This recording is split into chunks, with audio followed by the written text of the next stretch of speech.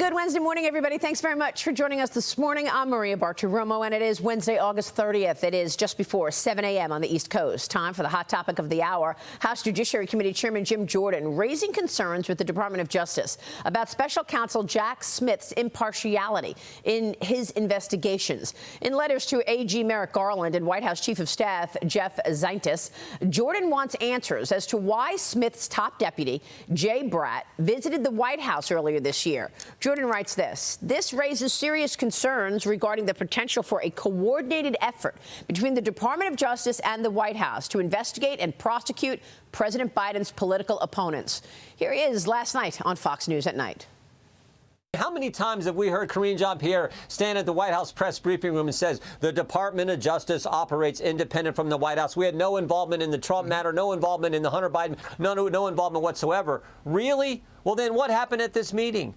Was Jack Smith sending Jay Bratt there? Was he like the proxy? Was he the go-between? We don't know what action that happened at this meeting. Who were they talking about? What took place?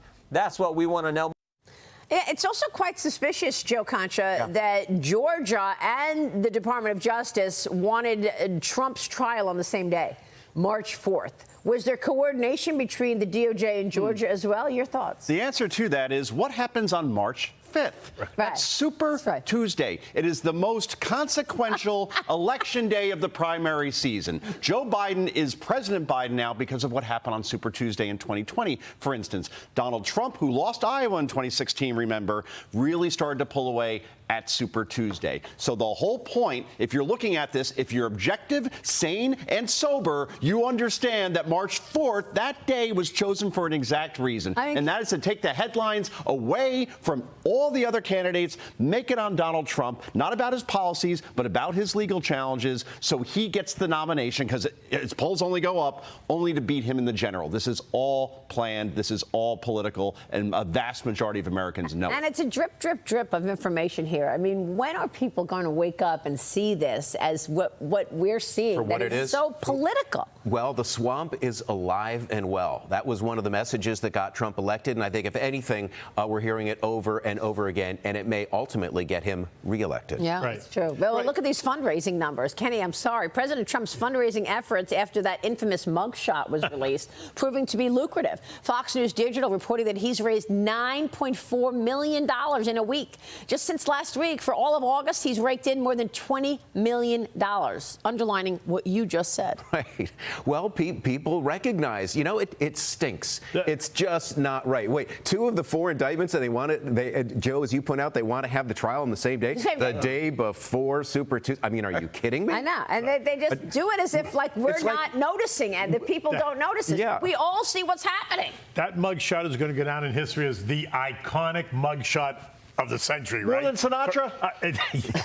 Absolutely right to the top of the list. Okay. Right? I mean, just because they've made it that way. You know what? Black America is also speaking out. There's a video. Do you see that video running online about various black men and women saying, you know what? You keep indicting him, we're going to unite. We're all in on Trump indict now. equals unite. That's right. Yeah. And all they have to do is gain 2. If the Democrats lose 2% of that vote, then Biden's out. You mean Black America? Black America. If they lose 2% of that vote, Biden's out. Yeah.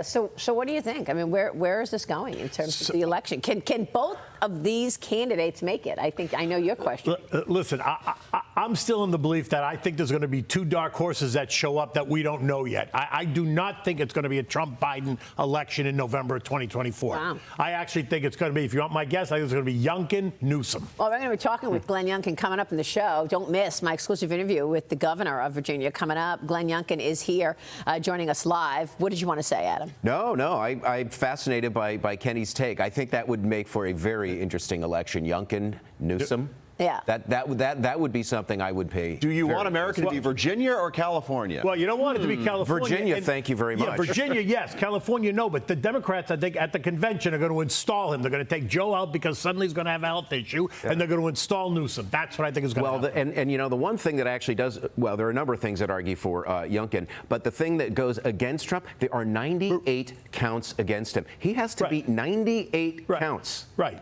That's going to be hard to do, It's going to be hard to do, and it's Well, particularly where these juries are, right? That's what you have to look at. Yeah. If it's Washington, D.C., for example, where something like Donald Trump got single digits in terms of the vote in 2020, how are you going to find an impartial jury in a place like that? Joe wonders aloud. Or Fulton County, in Georgia, for that matter. Well, the other thing, the point that I've been making is, given the discovery process that needs to take place in all of these trials, Trump lawyers have to have access to what the DOJ has. That takes time. How do you expect that to happen within the next 6 months before a March trial? So even Dershowitz, Jonathan Turley said the same thing. It's not going to happen before the election. Right. Well, and even the Georgia trial alone, how many people have been indicted? 19. Yeah. So you're actually going to try to have a trial with 19 people. Trump is only one of them. And you're going to try to get that done over the next 6 to 7 months. Not going to happen. Yeah, exactly. That's not the point, though. It's not to prosecute Donald Trump. It's to keep him in the news in terms of this narrative and not talking about economy, crime, border, education, foreign policy. That all goes off out the window. So that people can question, wait a minute, do I want to vote for someone who's been indicted and who's a bad guy? Because that's what they're selling.